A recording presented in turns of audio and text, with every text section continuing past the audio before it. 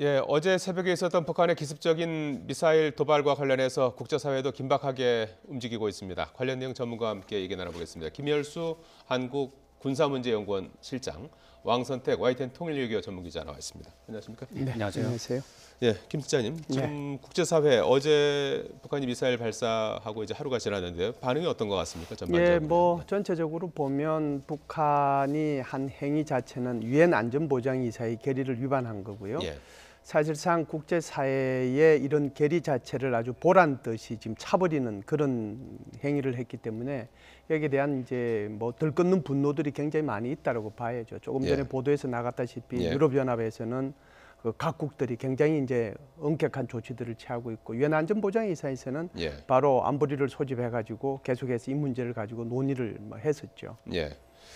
자, 왕선택 기자, 유엔 안보리 긴급회의가 오늘 아침에 소집되지 않았습니까? 우리 시간으로 소집이 됐는데 어떤 결과가 나왔습니까?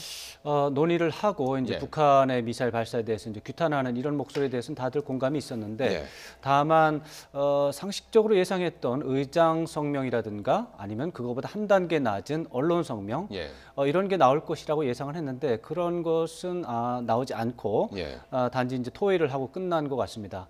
이런 문제는 예상과 다소 다른 것이고 이것은 미국의 입장과 중국, 러시아의 입장이 상당히 많이 다르다 이런 것을 보여주는 하나의 단면이 되겠습니다. 회의가 알려진 것보다 조금 늦게 시작됐다고 하는데 사전 조율에 진통을 겪었다 이렇게 봐도 되겠습니까? 당연히 그렇죠. 일정은 이제 서로 상의를 해야 되는데 상의할 때 의제도 또 상의도 해야 되고 결과에 대해서 얘기를 할 텐데 그런 게 안 되니까 좀 늦어졌을 테고 결과적으로 그런 것들이 밖으로 드러난 셈이 됐습니다. 향후에 대북 제재 관련해서 추가적으로 나올 만한 조치들이 있을까요? 지금 가장 초기 단계가 최소한 언론 성명 정도는 나왔어야 되는데 그게 나오지 않았다. 이런 것은 아무래도 중국과 러시아의 입장이 미국과는 매우 달라서 단기적으로 유엔 안보리 대북 제재 결의까지 가는 일정이 가시권에 들어오지는 않고 있는 그런 상황으로 봐야 되겠습니다. 추가적인 가장 강도 높은 것이 이제 결의안이고 결의는 약간 다른 문제고 오늘 같은 경우에는 이제 오늘의 경우에는 의장 성명 아니면 언론 성명 이 정도가 나왔어야 되는데 그게 안 된 거죠. 북한이 발표를 통해서 어제 발사한 대륙간 탄도미사일이 신형인 화성 15형이다 이렇게 주장을 했고요. 그리고 이제 그것이 14형에서 좀 개량된 것이 아니냐 이제 이런 분석이 많았는데 오늘 하루 사이에 또 바뀐 것 같아요. 완전한 이제 새로운 신형이다. 이제 이런 쪽으로 무게가 실리는 분위기죠. 지금 이제 국방부 합참에서 발표한 내용을 보면 최초에 이제 어제 발표했을 때는 화성 14형의 개량형으로 이렇게 본다라고 그랬는데 다시 수정해서 화성 15형으로 이렇게 발표를 했습니다. 그렇게 발표한 이유가 이제 있죠. 기본적으로 화성 14형의 개량이 되면 조금만 개량이 돼야 되는데 비교적 많이 개량이 됐다는 것을 의미하는 것이죠. 제일 이제 큰 것이 바로 2단 추진체의 그 부분이 화성 14형하고 완전히 다르다라고 하는 거고요. 그다음에 끝부분도 좀 뭉퉁해졌기 때문에 여기에 이제 단일 탄두만 실는 것이 아니고 다탄두가 실릴 가능성도 있는 것을 열어놨다라고 하는 거고요.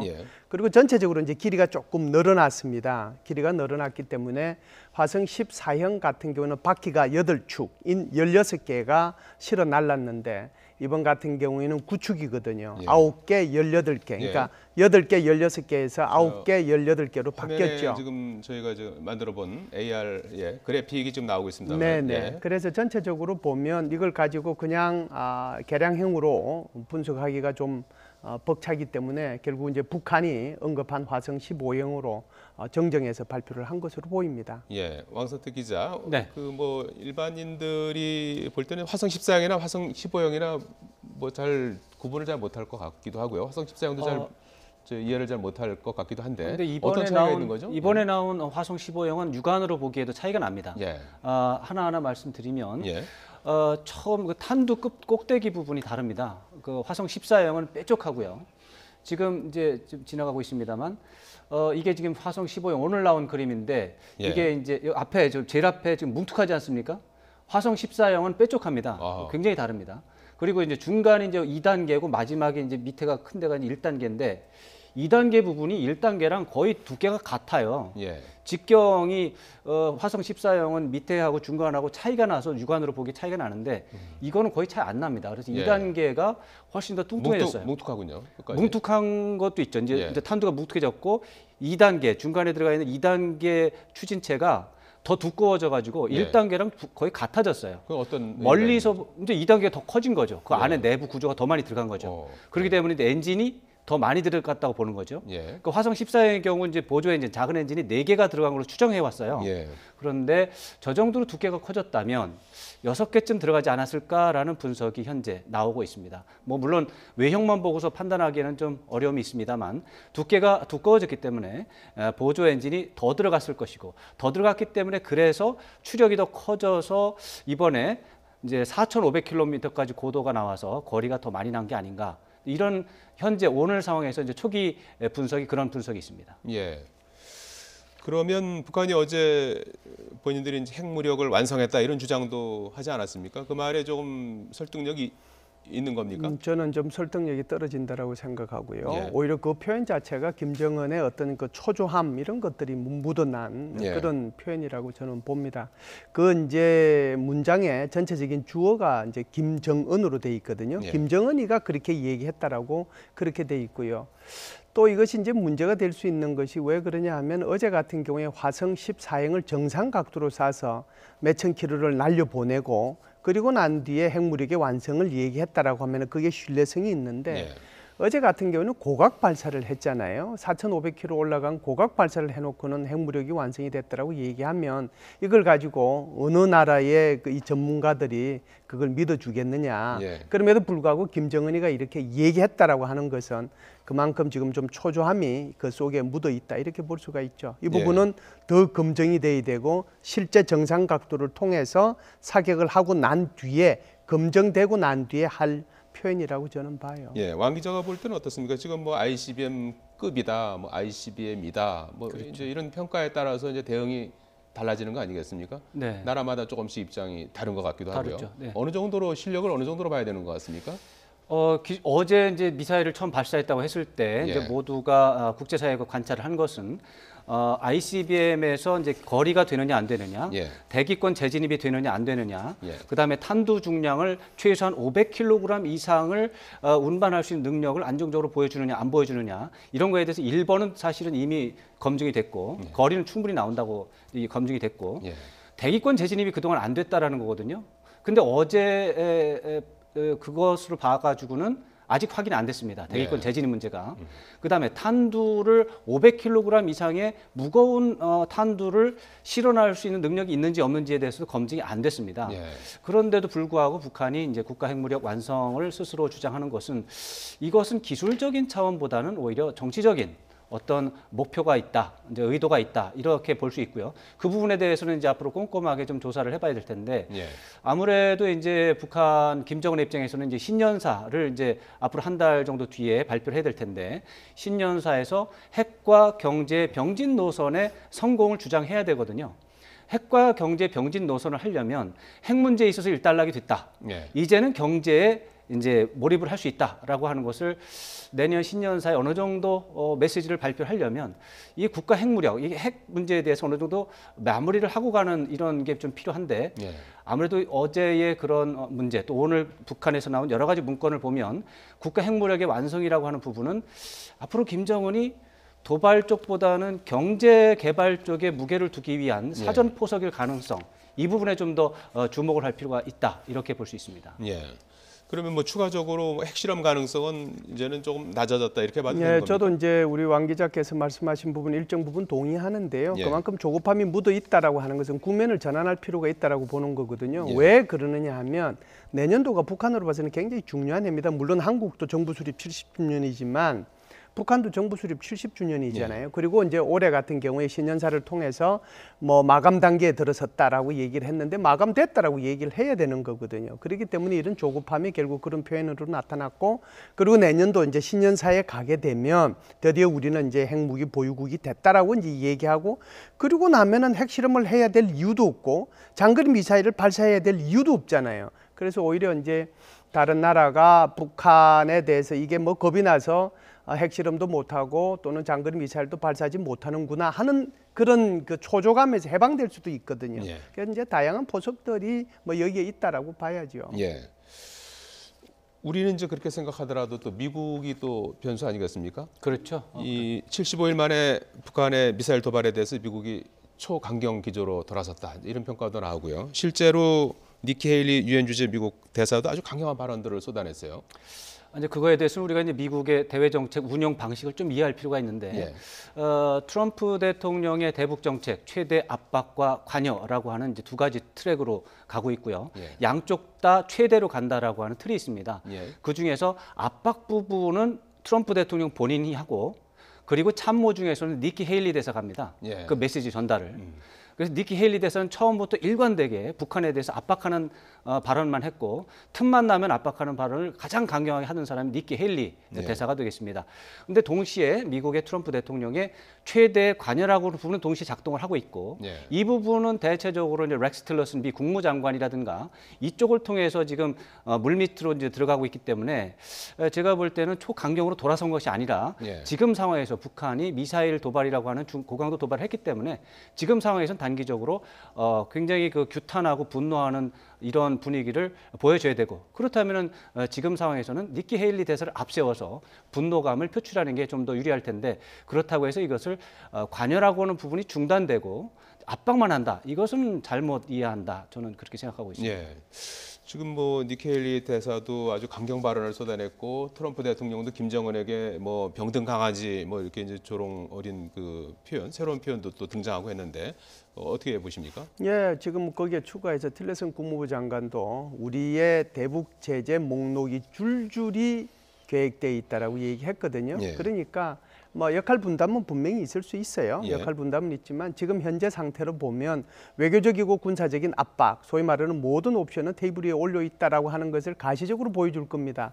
특히 지금 북한이 화성 15형을 쏘았기 때문에 여기에 대한 외교적인 조치들, 이것이 유엔 안보리를 통해서 하든 그렇지 않으면 금융 제재를 포함해서 미국의 독자적인 제재를 하든 그리고 심지어 지금 헤일리 대사가 얘기한 것처럼 전 세계가 북한과의 모든 관계를 끊으라고 얘기하면 이걸 국무부를 통해 가지고 국무부 장관이 이 역할을 해야 되는 거거든요.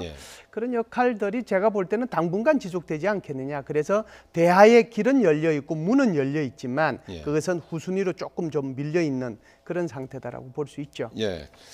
트럼프 대통령도 직접 액션을 취했어요. 중국 시진핑 주석에게 전화를 해서 원유 공급을 중단하라 이렇게 요구했다는 거 아니겠습니까? 그건 뭐 계속 하던 얘기입니다. 이제 중국이 안 하죠, 근데.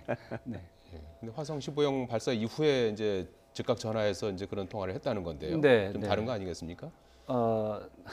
그 똑같은 얘기입니다. 그래요. 미국의 트럼프 대통령은 북한 문제는 중국이 신경 쓰면 10분 만에 해결된다라고 믿는 분입니다. 중국이 북핵 문제를 해결할 의지가 없고 중국이 나서지 않기 때문에 해결이 안 된다. 오바마 대통령도 그 부분에 대해서 중국을 몰라서 중국 팔을 못 비틀었는데 자기는 그걸 아니까 중국의 팔을 비틀어서 북핵 문제를 해결하겠다, 할 수 있다라고 믿는 분이기 때문에 중국에 대해서 계속 팔을 비트는 노력을 하고요. 그러니까 원유 공급을 중단하라고 하는 게 이제 핵심이니까 그 얘기를 계속 하는 것이죠. 그러면 이제 중국은 현장의 분위기는 그게 아니다. 그렇게 잘 안 된다. 잘 모르셔서 그런 말씀이고 지금 우리가 지금 노력을 하고 있으니까 미국에 필요한 노력을 또 미국은 또 별도로 해라라고 하는 그런 논리를 계속 펴고 있는데 이러한 것들은 계속 달라지지 않고 계속 유지가 되고 있습니다. 대북 송유관이요. 1976년도에 완공이 됐거든요. 그래서 이제 통상 1년에 한 50만 톤 줍니다. 그러니까 뭐 거의 무상으로 준다고 해도 과언이 아니죠. 주는데 그러면은 중국이 그 전에 이거 송유관을 잠근 경험이 있느냐? 있어요. 2003년도 북한이 NPT 탈퇴하고 육자에다 만들고 그럴 때 잠그니까 사흘 동안 잠갔거든요. 그리고 2004년도에는 육자회담 여기에서 뭐 북한이 와가지고 이게 5대1 아니냐 이렇게 막 불평하고 나 이제 안 하겠다 그러니까 이때는 몇 달을 잠갔느냐면 3달을 잠갔어요. 2006년도 그러니까 소위 말해서 북한이 1차 핵실험 했을 때 2009년도 북한이 2차 핵실험 할 때도 각각 잠갔거든요. 2009년도 2차 핵실험 했을 때는 4달을 잠갔어요. 이 말은 무슨 얘기냐면 그만큼 이 송유관을 잠그면 북한이 말을 잘 듣는다라고 하는 것을 의미하는데 이것을 알고 있기 때문에 트럼프 대통령이 직접 시진핑 주석한테 전화를 했고요.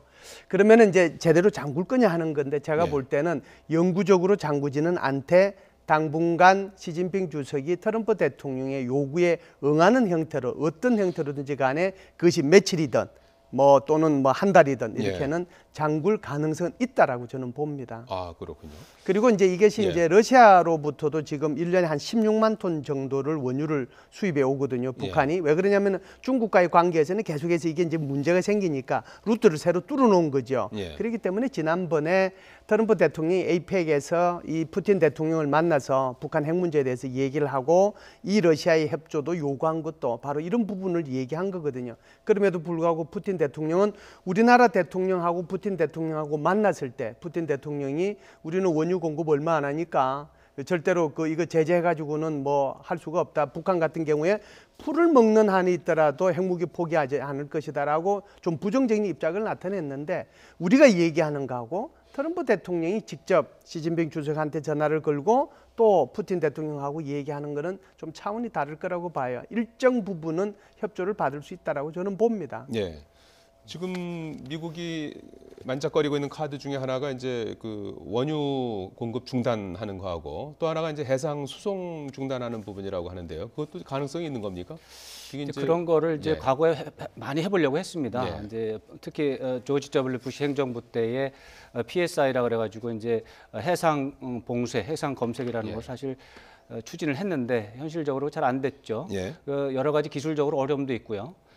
특히 이제 북한의 경우에 그런 것들이 이제 무역의 형태라든가 경제 형태라든가 이런 것들이 실효성이 있는지에 대한 회의감이 좀 있었는데 다만 그런 것들이 제대로 본격적으로 시행된 적은 없어서 미국에서는 나름대로는 좀 관심을 갖고 지켜보고는 있습니다만 역시 지금까지 알려진 바로는 북한에 대한 중국의 원유 공급 문제, 이 문제가 북한에 대한 제재 압박에서 실효성을 가장 낼 수 있는 카드는 그거 외에는 별로 없다. 이런 것들이 중국의 입장은 좀 어떻게 이해를 해야 될 것 같습니까? 어제 외교부 정례 브리핑을 보면은 북한 미사일 발사 활동에 대해서 엄중한 우려와 반대를 표명했고요.